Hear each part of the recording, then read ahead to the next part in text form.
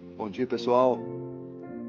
Estamos aí juntos mais uma vez, mais um grupo de estudos, Sapiens, CMP, que é o Carlos, está aí com a gente. Bom dia, Bom dia, pessoal. Carlos. Bom dia, Paulo. Bom dia, Marcelo. Marcelo vai chegar aí? Sim, o Marcelo está voltando aí, ele já estava aqui com a gente, ele foi só ali e está voltando, foi entregar uma chave e está voltando. E nós já estamos começando aqui, nós vamos começar o dia hoje sempre como a gente tem começado, com um comentário sobre um julgado das cortes sobre casos de direitos humanos. O caso de hoje trata da favela Nova Brasília. A favela Nova Brasília foi uma situação, em resumo, que policiais adentraram na favela e a operação policial não foi muito bem sucedida, acabou tendo mortes de civis, enfim. O caso foi julgado pela corte em 19 de maio, foi submetido à corte em 19 de maio de 2015. Era o caso Cosme, se vocês verem esses nomes, ó, às vezes não vai estar lá Favela Nova Brasília, mas vai estar lá caso Cosme Genoveva, Evandro Oliveira e outros versus Brasil. O caso se refere a demoras de investigações e punição dos responsáveis pelas supostas execuções extrajudiciais de 26 pessoas e também investigaram supostos estupros por essa incursão policial lá nessa favela Nova Brasília. Foram execuções extrajudiciais de 26 pessoas no âmbito das incursões policiais feitas pela Polícia Civil do Rio de Janeiro em 18 de outubro de 1994 e em 8 de maio de 1995 na favela Nova Brasília. Alega-se que essas mortes foram justificadas pelas autoridades policiais mediante o levantamento de atas de resistência à prisão. Alega-se também que na incursão de 18 de outubro de 1994, 3 mulheres, 2 delas menores, teriam sido vítimas de tortura e atos de violência sexual por causa de por parte de agentes policiais. Então, o Brasil foi submetido a julgamento por esse fato. Vocês veem que sempre a corte acaba analisando pela ótica de demora na investigação, falhas na investigação, ausência de conclusão sobre a investigação, o que não é admissível pela corte. A gente leu aqui no último Enan aqui, que a questão falava bem assim, ó, segundo o entendimento da corte, o crime de desaparecimento forçado é um crime permanente que se prolonga no tempo até que o Estado comprove que o desaparecido já morreu. Não é que ele comprove que ele já morreu. Às vezes o corpo está sumido e tudo mais, mas ele tem que continuar as investigações, não só para provar que ele já morreu, mas para buscar responsabilizar, principalmente responsabilizar os investigados, né? E se chegar a alguma conclusão, se é para responsabilizar, sim ou não. Então, o Brasil foi condenado nesse caso. O Brasil foi condenado. As palavras-chave são execução extrajudicial, violência policial, direito à integridade pessoal, proteção judicial, garantias judiciais e processuais.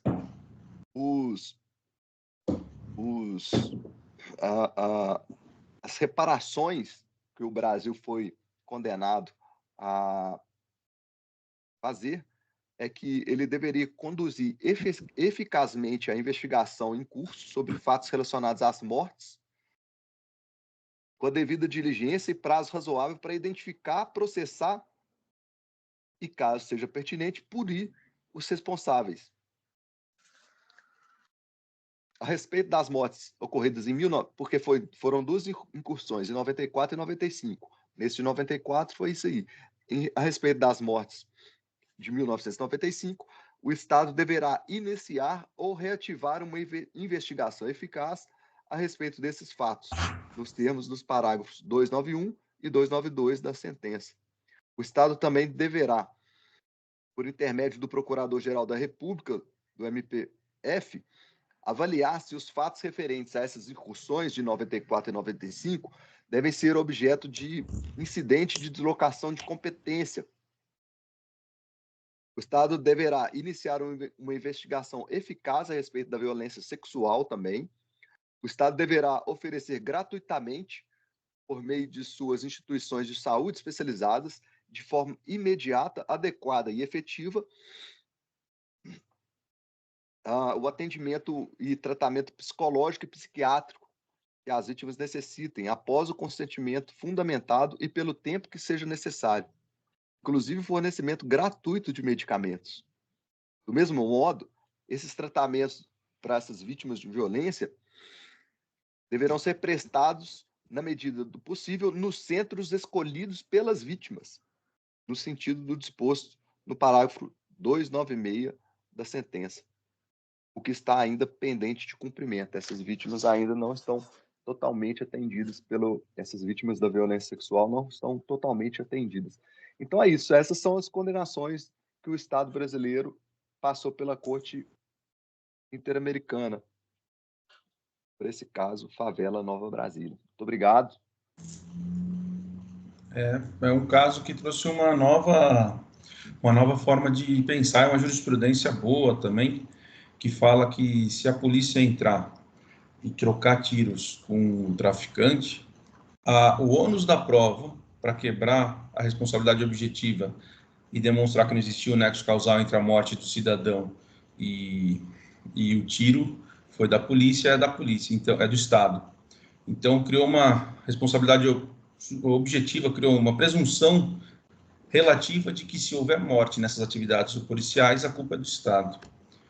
Agora a gente tem também uma jurisprudência que o Carlos selecionou, né?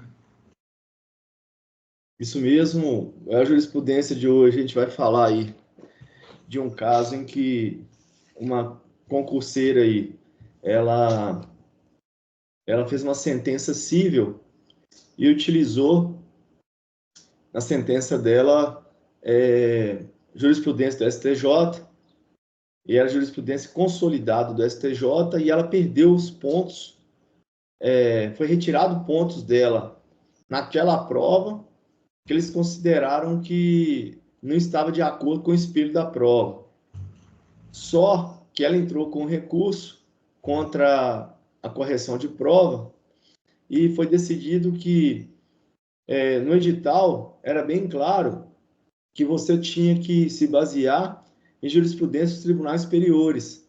E a jurisprudência que ela se baseou na prova dela era dos tribunais superiores, era do STJ. Então, eles não poderiam tirar o ponto dela alegando que não estava de acordo com o espírito de prova. E era dentro do assunto que ela estava tratando. Então, veio, né, na decisão, mandando atribuir o ponto a ela, porque ela estava colocando uma jurisprudência dentro daquele assunto que foi cobrado, dentro daquela jurisprudência consolidada do STJ, e eles entenderam que, nesse caso, eu vou só ler aqui o finalzinho aqui, que nesse caso, o que eles entenderam? Entenderam que, como era uma jurisprudência consolidada e um precedente obrigatório do STJ, foi o tema 872, a banca recusando atribuir-lhe a pontuação relativa ao item em discussão, nega a competência constitucional do STJ para uniformizar a interpretação da lei federal. Ofende as normas legais que estruturam o sistema de precedentes no direito brasileiro e viola a norma editalícia que prevê expressamente a jurisprudência dos tribunais superiores no conteúdo programático de avaliação. Então, ficar atento aí, se na prova vier uma questão falando que estava de acordo com o edital, estava de acordo com o espelho de prova, quer dizer, mas a jurisprudência que o candidato colocou era de acordo com o STJ, mas não era de acordo com o espelho de prova, aí essa questão provavelmente ela vai estar incorreta, porque pela jurisprudência tem que seguir o que os tribunais superiores decidiram, né? porque se existe um banco de jurisprudência é para ser seguido. Então, ela teve razão no direito dela e o ponto dela foi atribuído. Ficar atento à jurisprudência, que é bem recente. Nesse caso, é qualquer jurisprudência ou só precedente obrigatório? Então, no meu ver, qualquer precedente é obrigatório, né? Não qualquer jurisprudência. Precedente obrigatório, aquele que eles colocaram como recurso repetitivo, né? Isso. Porque se for só um precedente que ele não virou um recurso repetitivo, não virou uma súmula nem nada, né? Aí, nesse sentido, não tem que seguir, não.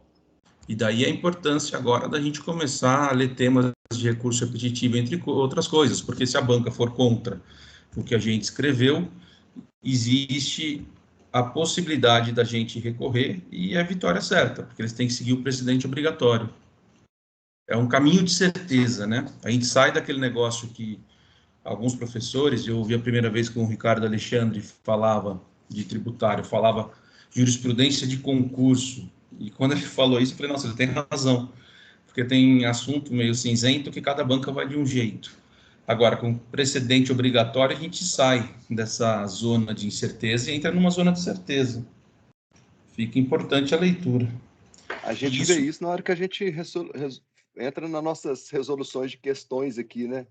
A gente já deparou com algumas questões, por exemplo, que a alternativa lá, por exemplo, eu lembro que uma era a alternativa C, que era a cópia, era a letra da lei, sem tirar nem pôr. E por algum motivo a banca não aceitou, considerou uma outra lá mais correta. Então, e a outra estava até errada, porque tava mais ou foi menos, de penal, o Carlos alertou, né? Ah, não, tá errado, essa porque é mais de 2/3, salvo engano. E lá está escrito 2/3. Isso, e a jurisprudência considera isso aí, enfim. Mas deixa eu dar só mais um detalhe aqui sobre isso aí, talvez até por causa desse julgamento, as bancas têm dado agora nessa fase, porque isso aconteceu numa fase dissertativa, né, Maurício? Esse julgado aí, né? E aí, as bancas têm dado agora um prazo, eles publicam aquela... Como é que fala? As palavras-chave lá que ela vai buscar, né? O espelho da prova, que chama, eles publicam o espelho da prova e dá um prazo de alguns dias, normalmente são só 2 dias, para o candidato recorrer daquele espelho da prova e talvez, e não é só recorrer, é fazer com que a banca acrescente ali naquele espelho da prova alguns critérios que ele chamou atenção na resposta dele, mas que a banca talvez não se atentou para que faz diferença ali naquela resposta. Então as bancas têm adotado isso. Publica o espelho da prova e dá um prazo para recurso, para poder... E muitas bancas acrescentam, tá? No espelho da prova e passa a admitir pontos que talvez não estejam ali no espelho da prova e acrescenta ali, você ganha o ponto na hora da correção. Esse caso foi extremo, né? No caso do Maurício, a candidata trouxe um julgado do Tribunal Superior e trouxe o julgado do Tribunal Superior e a banca não tinha aceitado, não foi isso? Exatamente. Como resposta, obrigatório. Não pontuou ela. E esses pontos, eu já tinha lido esse julgado completo, e esses pontos tiraram ela da fase oral, né, Marcelo? Acho que você deve ter lido tudo. Ela estava com 5,2 e a nota que para passar era 6, e isso colocava ela. Então, ficar muito esperto que eles vão fazer algumas jogadas. Eles vão colocar precedente obrigatório, eles vão colocar súmula, vão colocar jurisprudência. Você vai ter que entender que o precedente é obrigatório, aquele que todos têm que seguir, que é o vinculante, inclusive a banca. Mas... essa é a nossa luta, né? É a nossa luta. Eu vou compartilhar a tela aqui, a gente vai Código Civil, continuando a parte das obrigações, vamos entrar em inadimplemento. Compartilhei a tela. Vamos começar. Título 4 do inadimplemento das obrigações, disposições gerais. Artigo 389. Não cumprida a obrigação, responde o devedor por perdas e danos mais juros, a atualização monetária e os honorários advocatícios. Não cumpriu a obrigação, ele vai responder perdas e danos, juros, atualização monetária e honorários advocatícios. Parágrafo único. Na hipótese de o índice de atualização monetária não ter sido convencionado ou não estar previsto em lei específica, será aplicada a variação do Índice Nacional de Preço do Consumidor Amplo, IPCA, isso aí, apurado e divulgado pela Fundação do Instituto Brasileiro de Geografia e Estatística, ou do índice que vier substituir. Jornada Direito Civil 161. Os honorários advocatícios previstos no artigo 389 e 404 do Código Civil têm apenas cabimento quando ocorre a efetiva atuação profissional do advogado. Jornada Direito Civil 426. Os honorários advocatícios previstos no artigo 389 do Código Civil não se confundem com as verbas sucumbenciais que, por força do artigo 23 da Lei 8.906, pertencem ao advogado. Jornada Direito Civil 548. Caracteriza a violação de dever contratual, incumbe ao devedor o ônus de demonstrar que o fato causador do dano não lhe pode ser imputado. Tem uma atenção do STJ que fala sobre correção monetária e índices negativos. Isso pode ser interessante. A correção monetária significa atualizar o valor nominal da obrigação, ou seja, manter no tempo o poder de compra original daquela quantia. Com isso, evita-se que as oscilações por causa da inflação façam com que seja diminuído o poder de compra do dinheiro. Se no período em que se busca fazer a correção monetária houver índice negativo, deflação, tais índices devem ser também considerados no cálculo final da correção monetária. No entanto, se no período que se busca fazer a correção a soma de todos os índices for negativa, não se deve aplicar esse percentual, porque senão o credor seria prejudicado e receberia uma quantia menor do que o valor original. O credor seria punido pelo devedor não ter pago no tempo correto. Logo, em tal situação, em que a correção monetária for negativa, o credor deverá receber o valor original sem aplicação do índice. Sabe o que alguns contratos rezam sobre isso, Marcelo? Eles colocam índice, por exemplo, lá, de correção anual e GPM. Aí eles colocam, caso o fator de correção seja negativo, será utilizado um fator positivo baseado, por exemplo, em INPC, ou baseado em outro índice de correção positiva. Normalmente eles colocam qual que é o outro índice, né? Para não ficar em aberto, né? Para evitar esse... Porque teve uma época aí que o IGPM chegou a ficar quase que negativo, cara. Aí depois o IGPM subiu de novo. Então, para evitar isso, alguns contratos estavam rezando dessa forma. Se o índice tal for negativo no acumulado de um ano, exemplo, né, que normalmente é o acumulado de um ano na data do aniversário do contrato, que o índice seja atualizado baseado no índice tal. Eles colocam outro índice lá, que normalmente é o índice de reajuste de aluguel, índice de consumidor, que normalmente é usado mesmo o IGPM, ou INPC, ou IPCA. Aí vai depender muito, né, qual índice que você vai colocar lá. Desde que o índice não seja salário mínimo, né, lembrando que qualquer reajuste baseado em salário mínimo é ilegal, né, não pode, a não ser pensão alimentícia, que é permitido reajuste de pensão alimentícia pelo salário mínimo, está lá no artigo 7º, se não me engano, da Constituição, mas baseado o salário mínimo, né, o reajuste do salário mínimo baseado em qualquer outro índice é proibido pela lei. Então, se você tem um contrato hoje que ele é baseado no salário mínimo, que não seja, na verdade, uma homologação de acordo de pensão alimentícia, ele é ilegal. Ele está ferindo a lei e você pode pedir a revisão do contrato. Porque senão você sobe o salário mínimo e você não sobe o poder de compra, sobe tudo junto. Ou seja, não significa nada o aumento. Então, por isso a Constituição proíbe. E é uma boa lembrança, tem contrato que é assim mesmo. E se for fazer um contrato, é bom já se atentar a isso. Artigo 390. Nas obrigações negativas, o devedor é havido por inadimplente desde o dia em que se executou o ato de que deveria se abster. A gente tem 3 obrigações: fazer, não fazer e dar. A obrigação negativa é aquela de não fazer. A inadimplência é desde o dia que você fez. Artigo 391. Pelo inadimplemento da obrigação, responde todos os bens do devedor. Tomar cuidado aqui, ó. Todos os bens do devedor. Cair em prova, você vai colocar que sim, mas você sabe que não é verdade. Existem bens que não respondem, como o bem de família.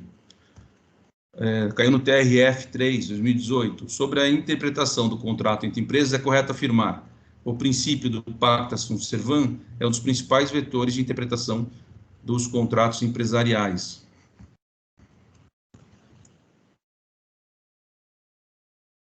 Para frente. Artigo 392. Nos contratos benéficos, responde por simples culpa o contratante, a quem o contrato aproveite, e por dolo aquele a quem não favoreça. Nos contratos onerosos, responde cada um das partes por culpa, salvo as exceções previstas em lei.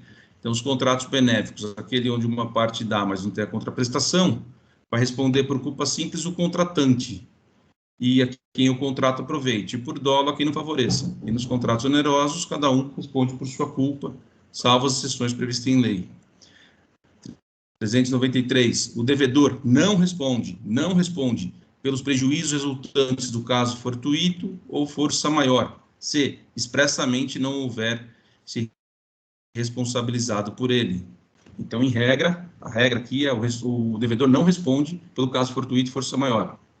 Jornada de Direito Civil, 444. O caso fortuito e a força maior somente serão considerados como excludente de responsabilidade quando o fato gerador do dano não for conexo à atividade desenvolvida. Parágrafo único. O caso fortuito ou de força maior verifica-se no fato necessário cujo efeito não era possível evitar e impedir. Capítulo 2 da mora. Considera-se mora o devedor que não efetuar o pagamento e o credor que não quiser recebê-lo no tempo, lugar e forma que a lei ou a convenção estabelecer. Artigo 395. Responde o devedor pelos prejuízos a que sua mora der causa, mais juros, atualização dos valores monetários e honorários advocatícios. Parágrafo único. Se a prestação devida à mora se tornar inútil ao credor, que atenção, inútil ao credor, esse poderá rejeitá-la e exigir a satisfação das perdas e danos. E por que é importante se tornar inútil ao credor? Porque aqui você diferencia a mora do inadimplemento absoluto. A mora, eu tenho o atraso, mas eu tenho a utilidade. O inadimplemento absoluto, eu já não tenho mais a utilidade da prestação ou da obrigação. Então, eu tenho um casamento. A vai casar com B. E contrata uma boleira. Ela pede a entrega do bolo no dia 25, vai casar dia 26. Ela não entregou dia 25, ainda tem a necessidade do bolo? Tem. Passou do dia 26? Tem? Não, não tem. Então, até dia 25 mora, daí em diante, inadimplemento absoluto.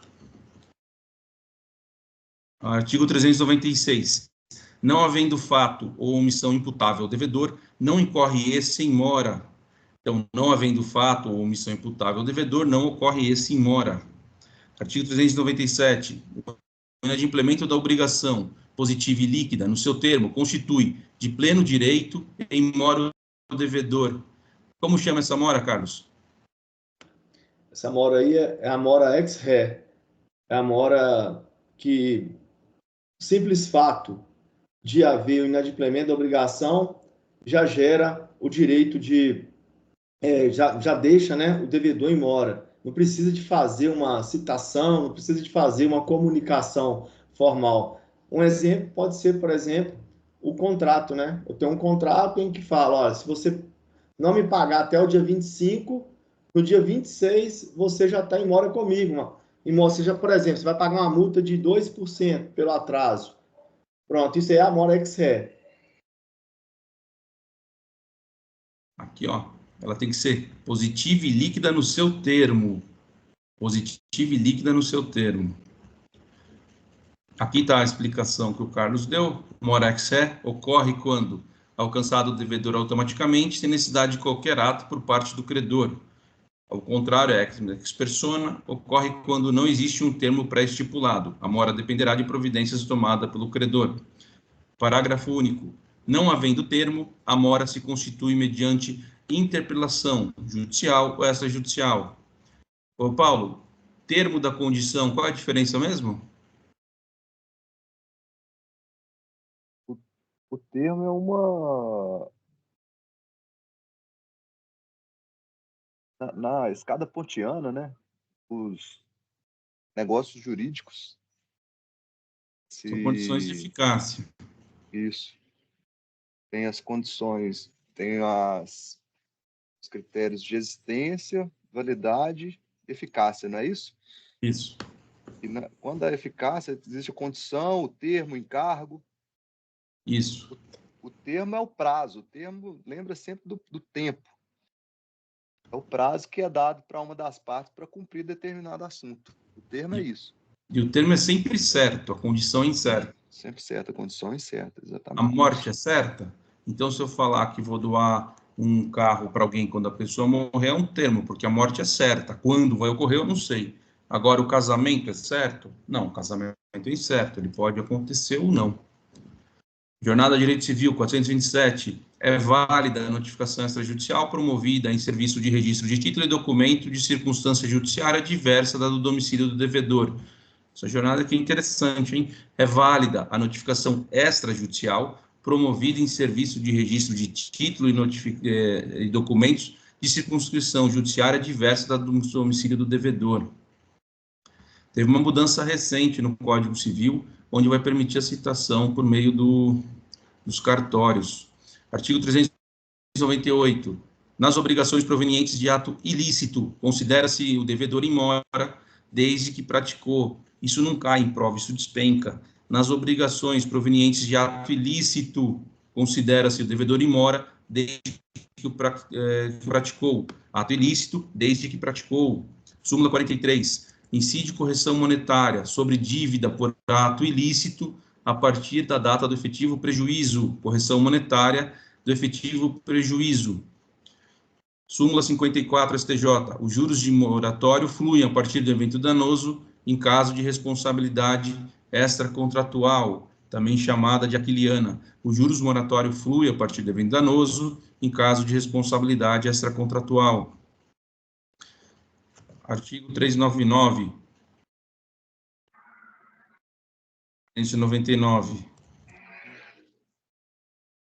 Devedor em mora responde pela impossibilidade da prestação, embora essa impossibilidade resulte de caso fortuito ou força maior, se estes ocorrerem durante o atraso, salvo se provar a isenção de culpa ou que o dano sobreviria, ainda quando a obrigação fosse oportunamente desempenhada. Regra geral, o devedor em mora responde pelo caso fortuito e força maior. Exceção, se estes ocorrerem, salvo se provar isenção de culpa ou que o dano sobreviria ainda quando a obrigação fosse oportunamente desempenhada. O ônus da prova é do devedor de provar que o dano ocorreria de qualquer maneira, ou a isenção de culpa. 400, artigo 400. A mora do credor subtrai o devedor isento de dolo a responsabilidade pela conservação da coisa, obriga o credor a ressarcir a despesa empregada para conservá-la e sujeita a recebê-la pela estimação mais favorável ao devedor, se o seu valor oscilar entre o dia estabelecido para o pagamento e da sua efetivação.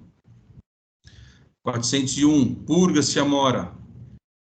1. Por parte do devedor, oferecendo este a prestação mais a importância dos prejuízos decorrentes do dia da oferta, por parte do credor, oferecendo-se este a receber o pagamento e sujeitando-se aos efeitos da mora até a mesma data. Capítulo 3, da perdas e danos, 402, salvo as exceções expressamente previstas em lei, as perdas e danos devidas ao credor abrangem, além do que ele efetivamente perdeu, o que razoavelmente deixou de lucrar.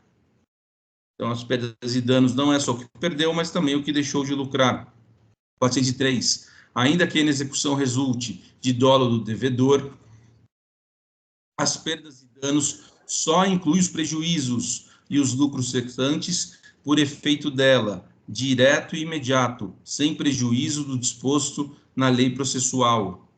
Então, ainda que a inexecução resulte do dolo do devedor, ele teve dolo, as perdas e danos só incluem os prejuízos efetivos, ou seja, precisa ter tido dano, tem que ter tido algum prejuízo, e os lucros cessanos por efeito dela direta e imediata, sem prejuízo do disposto na lei processual.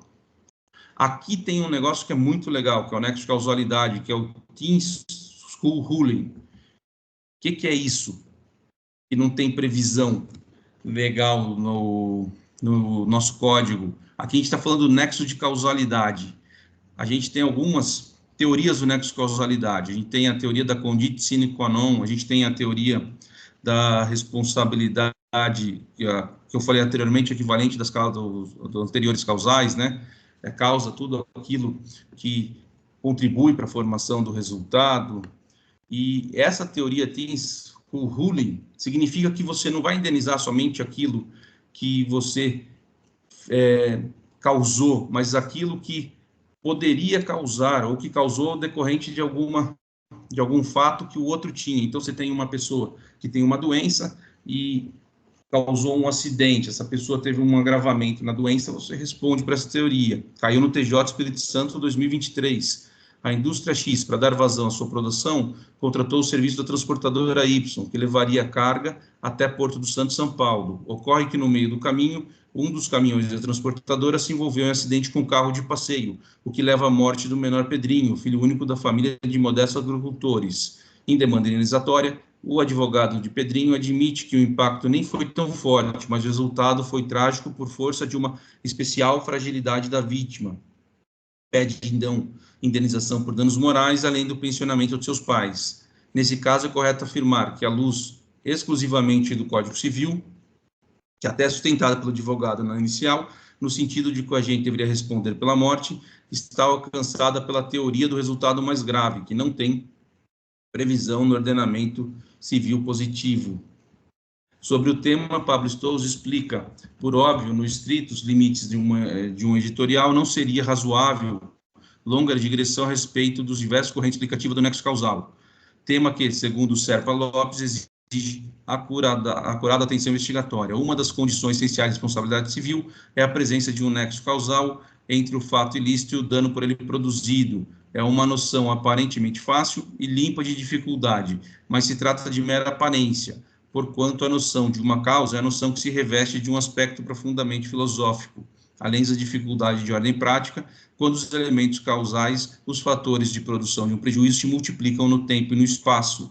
Nessa linha, para que o propomos a tratar, vale lembrar que, em direito civil, duas teorias fundamentais dividem os juristas a respeito do tema: a teoria da causalidade adequada, pelo qual causa seria apenas os antecedentes fáticos que, segundo um juízo de probabilidade, tivesse aptidão para produzir o resultado danoso, e a teoria da causalidade direta e imediata, segundo o qual causa seria apenas o antecedente fático que determinasse o resultado danoso como consequência sua, direta e imediatamente.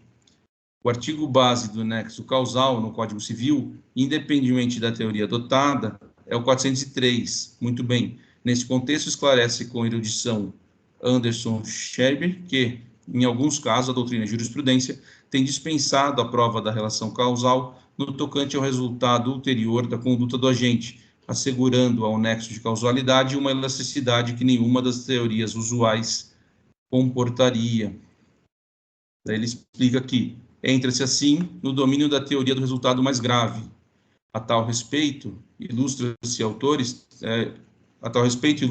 têm sustentado que o agente que pratica a conduta deve também ser responsabilizado pelo estado mais grave, ainda que oriundo de condições particulares da vítima. Afirma-se que as condições pessoais da vítima, bem como suas predisposições patológicas, embora agravante do resultado, em nada diminui a responsabilidade do agente, sendo irrelevante para tal fim que de uma lesão leve o resultado morte por ser vítima hemofílica, que de um atropelamento resulte complicações por ser a vítima diabética, que da agressão física ou moral resulte a morte por ser vítima cardíaca, que de pequeno golpe resulte fratura do crânio em razão da fragilidade congênita do osso frontal, etc.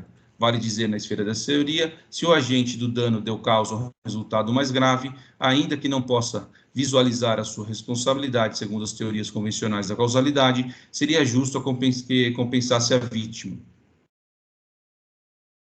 Recentemente, tem aqui um link, eu vou pedir para colocar no canal do YouTube, para quem quiser clicar, quando aparecer, clica ali embaixo na descrição, vai estar lá esse link para quem quiser ler. Artigo 404. As perdas e danos nas obrigações de pagamento em dinheiro serão pagas com atualização monetária, juros, custas e honorários de advogado, sem prejuízo da pena convencional. Parágrafo único.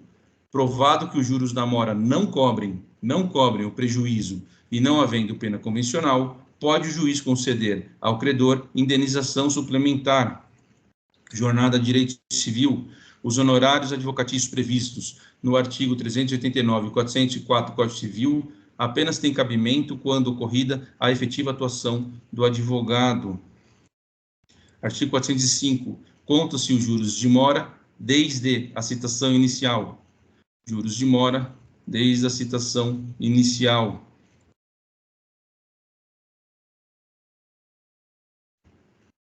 Capítulo 4 dos juros legais. Quando não forem convencionados, ou quando o forem sem taxa estipulada, ou quando provierem de determinação da lei, os juros serão fixados de acordo com a taxa legal. Parágrafo 1º.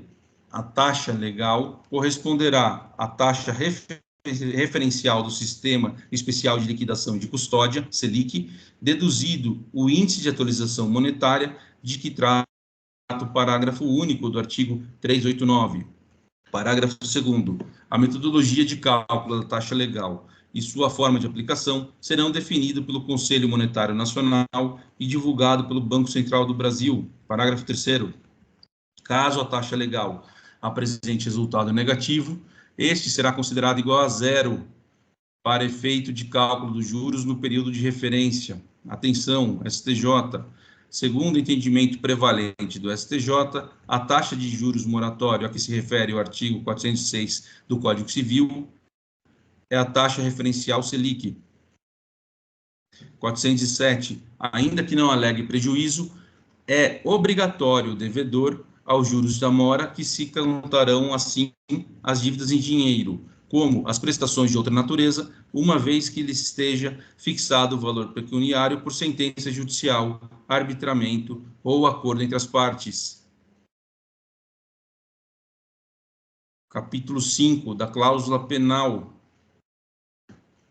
408. Incorre de pleno direito o devedor na cláusula penal, desde que, culposamente, deixe de cumprir a obrigação ou se constitua em mora. Então, incorre a cláusula penal se o devedor culposamente não cumpriu a obrigação ou se constituiu em mora. 409. A cláusula penal estipulada conjuntamente com a obrigação ou em ato posterior pode referir-se à inexecução completa da obrigação, a de alguma cláusula especial ou simplesmente à mora. Ô, Carlos, o que é a cláusula penal mesmo? A cláusula penal vai ser uma sanção que vai ser imputada ao devedor pelo descumprimento da obrigação.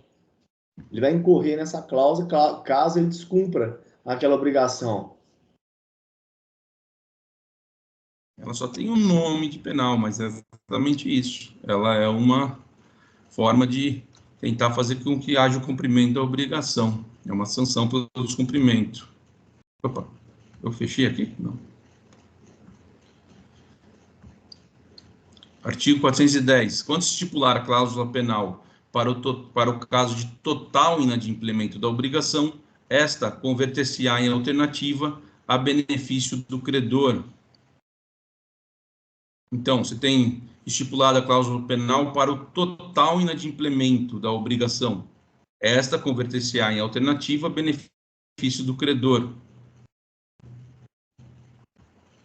411. Quando se estipular a cláusula penal para o caso de mora ou insegurança especial de outra cláusula determinada, terá o credor o arbítrio de exigir a satisfação da pena combinada, juntamente com o desempenho da obrigação principal.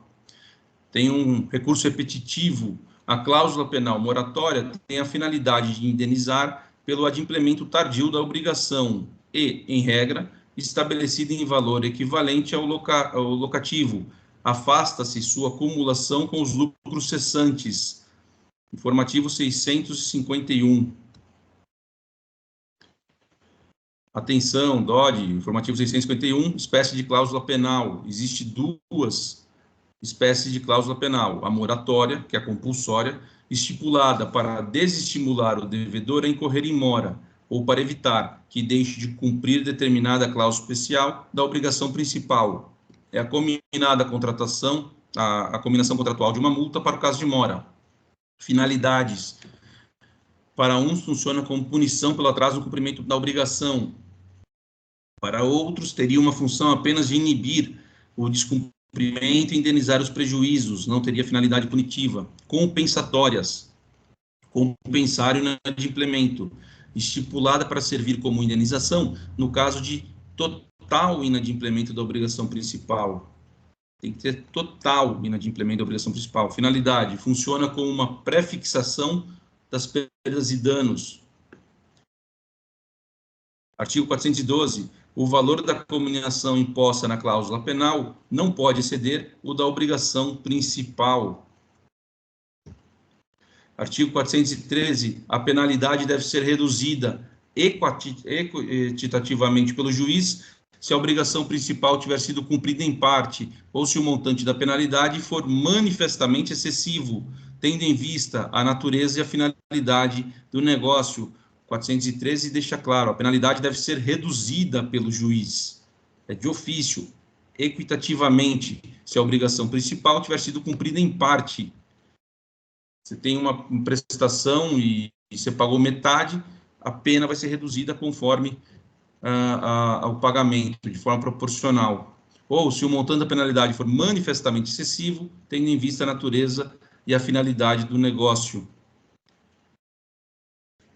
Artigo 414. 414. Sendo indivisível a obrigação, todos os devedores, caindo em falta um deles, incorrerão na pena, mas estes só poderão demandar integralmente o culpado, respondendo cada um dos outros somente pela sua cota parte, somente pela sua cota. Então, a obrigação indivisível. Todos os devedores, sendo indivisível a obrigação, todos os devedores, caindo um deles em falta, incorrerão na pena, mas dessa só poderá demandar integralmente do culpado, respondendo cada um dos outros somente pela sua cota. Parágrafo único. Aos não culpados, fica reservado a ação regressiva contra aquele que deu causa à aplicação da pena. Artigo 415. Quando a obrigação for divisível, em cima era indivisível, agora é divisível, só ocorre na pena o devedor ou o herdeiro do devedor que a infringir, e proporcionalmente a sua parte na obrigação. Artigo 416. Para exigir a pena convencional, não é necessário que o credor alegue prejuízo. Para exigir a pena convencional, não é necessário que o credor alegue prejuízo. Parágrafo único. Ainda que o prejuízo exceda ao previsto na cláusula penal, não pode o credor exigir indenização suplementar se assim não foi convencionado. Se o tiver sido, a pena vale como mínimo indenizatório, competindo ao credor provar o prejuízo excedente. Capítulo 6, da aras ou sinal. Artigo 417. Se por ocasião da conclusão do contrato uma parte der a outra, a título de aras, dinheiro ou outro bem móvel, deverão as aras, em caso de execução, ser restituída ou computada na prestação devida, se do mesmo gênero da principal. Artigo 418. Nas hipóteses de execução do contrato, se essa se dá, por parte de quem deu a aras, poderão a outra parte ter o contrato por desfeito, retendo-as. 2, por parte de quem recebeu a arras, poderá quem as deu haver o contrato por desfeito e exigir a sua devolução, mais o equivalente com a atualização monetária, juros e honorários de advogado. Artigo 419. A parte inocente pode pedir indenização suplementar se provar maior prejuízo, valendo a arras como taxa mínima. Pode também a parte inocente exigir a execução do contrato com as perdas e danos, valendo a arras como o mínimo de indenização, sim. Artigo 420. Se nos contratos for estipulado o direito de arrependimento para qualquer das partes, a arras ou sinal terão função unicamente indenizatória. Nesse caso, quem as deu perdê-las-ás em benefício da outra parte, e as quem recebeu devolve mais o equivalente. Em ambos os casos, não haverá direito à indenização suplementar. Não haverá direito à indenização suplementar. Então, a gente encerra, e a próxima reunião, que falar de civil, a gente ingressa em contratos com muito tema, com até alguns casos doutrinários, que contrato tem que ser um pouco mais aprofundado, não precisa ter receio, não precisa ficar decorando o livro, mas a gente precisa entender algumas coisas do contrato que demanda mais tempo. Então, a gente encerra por aqui. Carlos, quer deixar suas considerações? O que você achou importante? Qual foi o artigo? O que você achou de mais interessante na nossa reunião? A gente tem que se atentar aí com essas mudanças que tiveram mais recentes na questão das atualizações monetárias, né, dos juros aí, houve mudanças recentes. Ficar atento a esses artigos, que eles sempre são cobrados em provas, principalmente quando a gente fala de mora ex rei e mora ex persona, um dos mais cobrados em provas são esses. Ficar muito atento, e a partir de qual momento que cada um se dá, e também dos danos morais, né? Qual momento dos danos morais é arbitrado também, apesar que a gente não viu isso aqui hoje, mas os três em si, eles se conjugam, né? Então, tomar cuidado aí, que a mora, ela pode ser contratual ou extracontratual. A mora contratual, ela é ex-ré, a extracontratual, ela é ex-persona. A diferença da ex-ré é que ela sendo positiva, líquida e exigível no seu termo, que a gente fala, né? A mora já se protrai de pronto, né? Então, descumpriu a obrigação, você está em mora. Imagina um contrato que você estipula lá que, se você não entregar a casa até tal data, a partir daquela data você está em mora, você está inadimplente com sua obrigação em relação ao prazo. A partir dali já começa a contar. E a mora ex persona, né, normalmente são as obrigações extracontratuais, em que você precisa de notificar a pessoa para que ela entre em mora, né? A ex persona ou é a partir da citação, né? Você tem que citar a pessoa para poder colocar ela em mora. Então, essa é chamada de ex persona. Tomar cuidado com essa, tomar cuidado com aqueles artigos, são muito confusos, né? Que são muitos artigos aí no Código Civil e cada um fala uma coisa. Na dúvida, recomendo que vocês comprem um livro de Código Penal, Código Civil, comentado por lei, né? É aquele comentado, se eu me engano, é um comentado mesmo, que vem a letra da lei, embaixo um comentáriozinho, o que significa. É isso. Muito legal. Paulo, o que você achou de interessante? O que você gostou? O que você acha que tem que dar mais atenção? É isso que o Maurício falou. Tiveram essas alterações aí recentes. E ficar atentos a elas. Porque antes os juros fixados era de 1%, e agora ele atenta à taxa Selic. E às vezes ela pode ter variação até negativa, né? E no caso, quando ela for negativa, ela não vai gerar um desconto na hora do pagamento. Porque se fosse acontecer a negativa, ia ter que pagar um desconto. Eu devo 300 para o Maurício, deu variação negativa na Selic, daqui 3 meses eu não pago 300, eu pago 250. E aí, não, aí a lei já falou assim, quando for variação negativa, considera 0 e paga os 300. Obrigado, gente. Muito obrigado. Para terminar, estava vendo esse livro, acho que não dá para ver aqui não, né? Espera aí. Então, ele chama O Fim das Certezas, de Prigonini. Ele é um físico, salvo engano, belga ou russo-belga, não tenho certeza. É um ganhador do Prêmio Nobel de Química, e ele tem uma passagem aqui que eu achei interessante. Eu vou ler para a gente e daí a gente encerra. Há alguns anos, sem dúvida, por volta de 1985, apresentei uma comunicação à Universidade Lomonosov em Moscou, o professor Ivanko, um dos físicos russos mais respeitado, morto recentemente aos anos 90 de idade, pediu-me que escrevesse na parede uma curta frase. Ele já tinha um grande número de frases escritas por cientistas célebres, como Dirac e Bohr. Me lembro da frase escolhida por Dirac, que era substancialmente a seguinte: a beleza e a verdade vão de par na física teórica. Eu hesitei e depois escrevi: o tempo precede a existência. O tempo precede a existência.